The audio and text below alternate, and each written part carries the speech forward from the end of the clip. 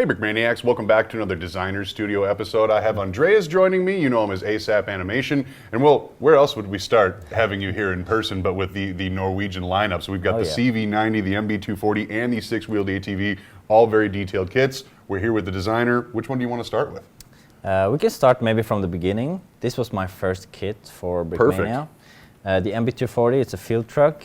I grew up in like a military town, so I'm used to seeing these driving around all the time. And I looked it up online and I saw no one's done this before, and I'm like, well, guess I'll do it then. Just try to make my own variant. I sent it over to Dan. He said this is not good enough. So, so I was like, okay, good start. I gotta work on this. I do some small changes, fix the doors and fix the size and everything, and make it very sturdy and everything. And then he was quite happy with it, and it's nice to do something that's a bit different. Seeing like this European type car is very different from like a Humvee. Very. But it serves the same purpose, I guess. Just a little faster and less, bull in a China shop style. Oh yeah, oh yeah. And like this is actually a Mercedes car, so it's actually a German design. But when I looked it up, like which countries use this, there's like hundreds of countries that uses this specific vehicle.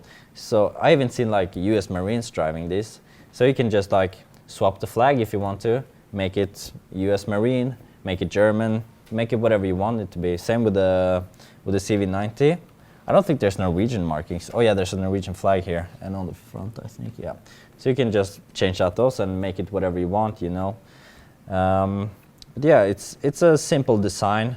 Has working doors on the sides, door in the back, put a couple of guys in there, and also have the hatch on the top with just like a simple turret. You get a couple of figures with it. Landa will probably talk more about those. Probably had to talk about it before, but it's nice to do some more like different type of camouflage, more European style. Also bringing in the girl. There's a lot of diversity in the Norwegian army, so we have a lot of females, and yeah, it's nice to do finally like a 3D helmet with a braid.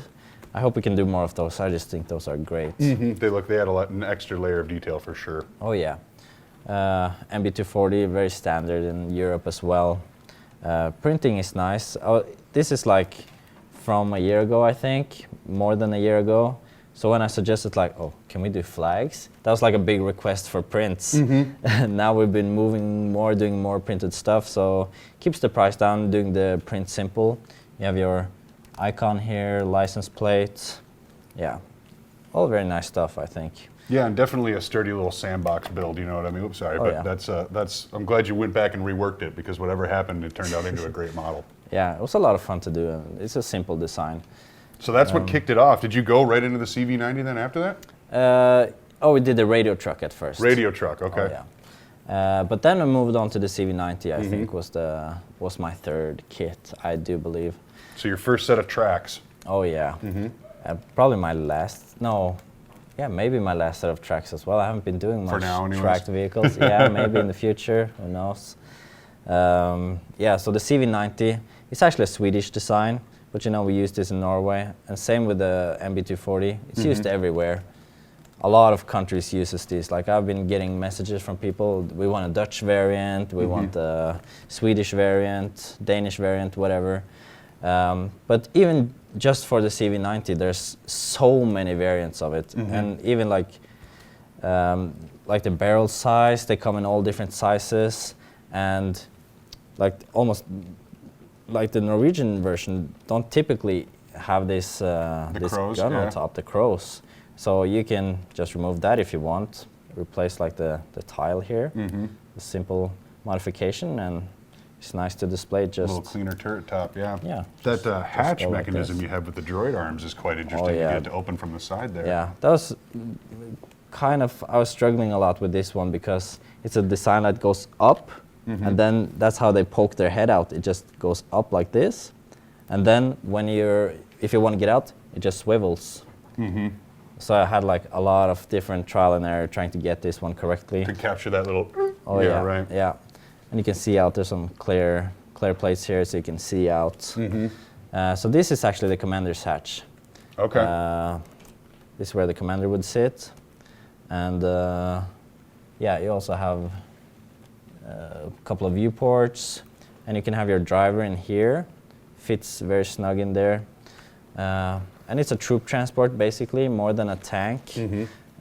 So you can fall down the door, people can run out. There are different variants. There are doors that also hinges out. But this is like a very simple door, just falling out, and there's hatches on the top. Oh wow. Yeah, so you can have your guys hanging out there. You can put a couple of minifigures in there. They're kind of crammed in real life, so it's hard to get them to really sit in there. But what this sells the kit for me is all the printing, I think. Like this is actually a hatch that I could do with bricks, but it's a lot more sturdy doing with the prints, and it looks a bit cleaner, I think. Sure. Yeah, and having the Valkyrie, like the name, I think that just adds a lot of personality to it. And also the crates. This is actually an ammo crate that I found in a garage. And I was like, oh, I'm going to take pictures of this, send it to Slam. And then he just Lego-fied it, made it into Lego. Same with the tarp on the top here, and a couple of ammo boxes. Yeah, simple design. I think it works well. Some cool details, though. I mean, obviously that big print surface on the front there and whatnot really adds a lot. Yeah. So, and like the other one, you know, it's a solid build. Yeah. And when we've done a couple of Norwegian designs, we got to do more, you know. So Norwegian European takeover. So we did a Norwegian six-wheeler as well, coming off the back of the 3 earlier ATVs that we had done. We cannot do those ATVs anymore because of the part on the front here. We used dark green in dark green. This one is dark brown instead. Just because of the part selection, like there's not, you can find one here or there, but you can't really find 50 or 100 or 300 that we would need to restock that. So this is probably the ATV going forward, I think.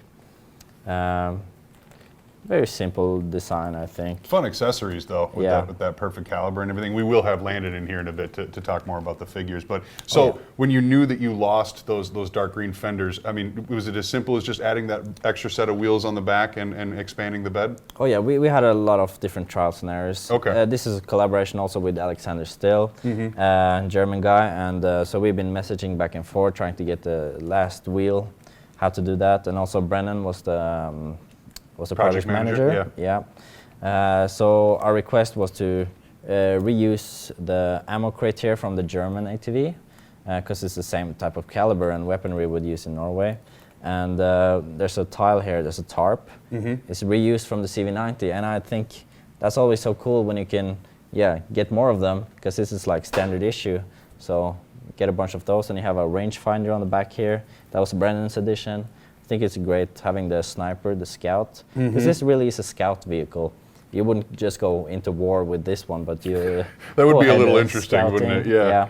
So I've actually driven, both of these two. I've sat in before, and they're a lot of fun to drive around with. They have they go super fast. That's like the Norwegian type of way to go to warfare. I think it's to have that speed.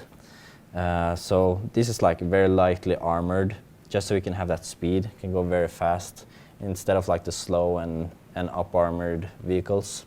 CV90 also super fast, and especially in snowy and muddy terrain, like that's the Norwegian climate can be very difficult to get around. Mud, forest, all that kind of stuff. Oh yeah. Snow. So lightweight, fast. That's the way to go, I think. Very cool. Well, obviously an extensive collection of minifigures also accompany these kits, so let's bring in Landon, talk about those as well. All right, let's get right into the minifigures. Which one would you like me to start with? Let's start with the tankers. I think those are kind of cool. Those are my favorite. Those are your favorite, huh? Oh, yeah. What stands out to you about them? Why are they your favorite? Oh, I think I think they're quite different from like the usual tankers we do. I was looking at the reference of what would Norwegian tankers wear, and in Norway they would wear like a jumpsuit, but out in the field, these guys actually are just wearing regular uniforms. So you can tell that this guy has the same camouflage, same pants. And when you did the AC-130 kit, I was looking at those fleece jackets. and the windbreaker jackets, and I was like, oh, we have this. Yep. These are so cool, and I was looking at reference, and these are usually deployed in Afghanistan, used to be.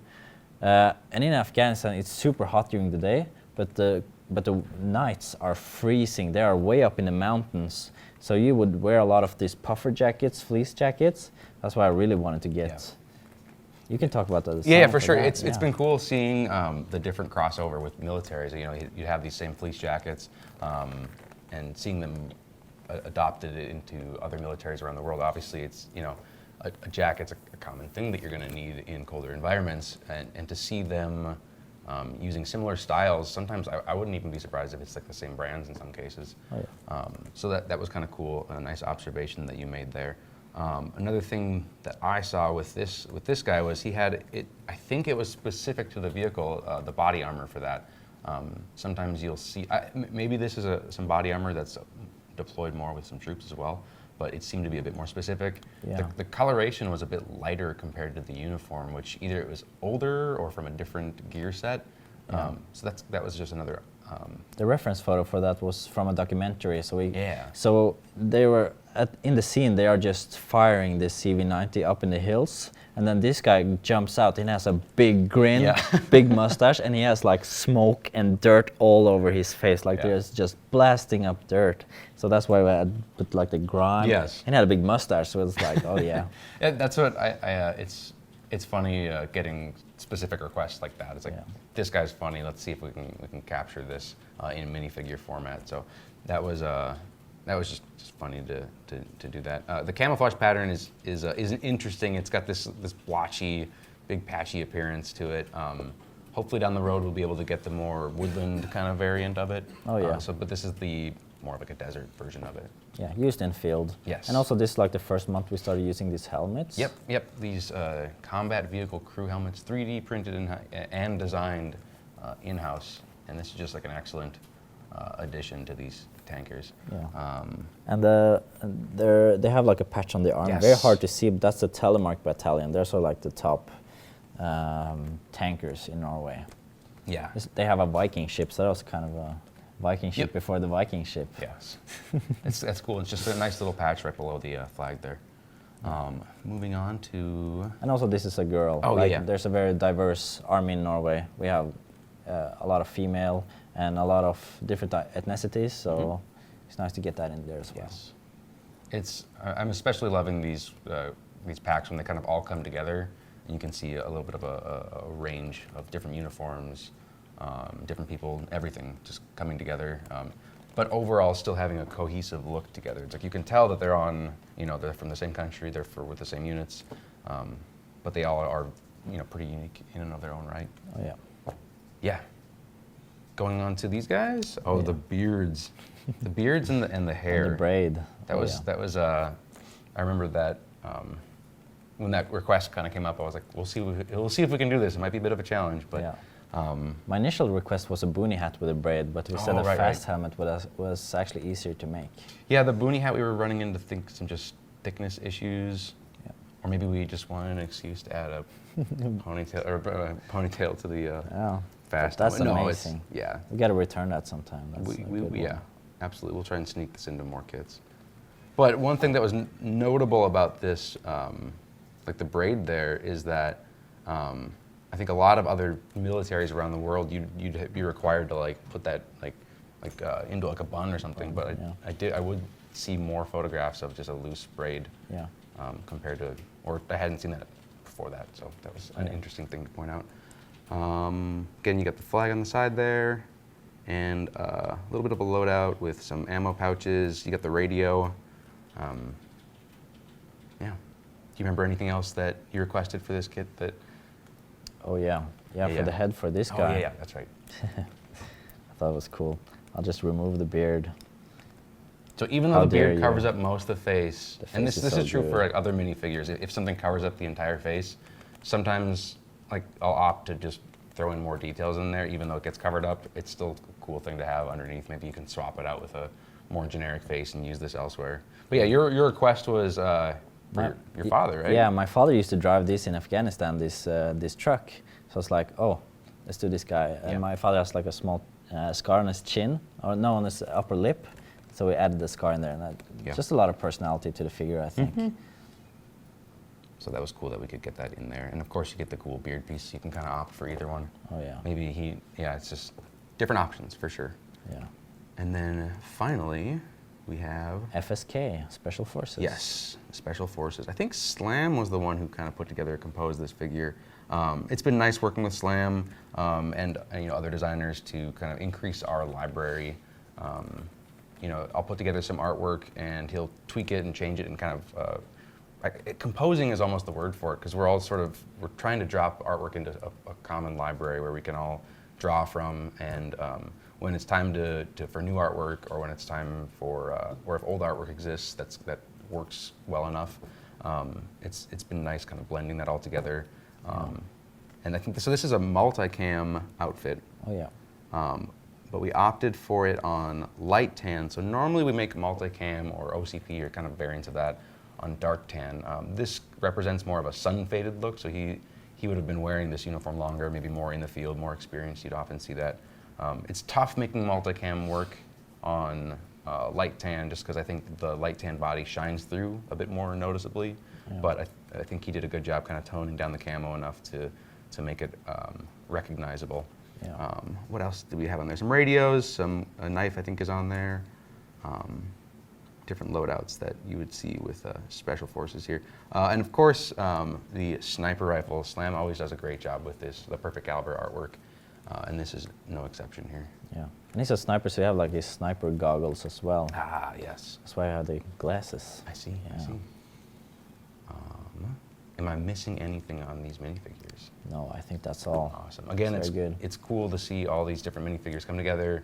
It was cool getting feedback from you and kind of very specific information to help out, and it made it a lot more straightforward and a lot of fun to design these. So thank you for your input on that, and thank you very much for watching. This is an awesome lineup here, and I hope you guys got a chance to pick up one or some of these pieces. So, oh yeah. Thank you.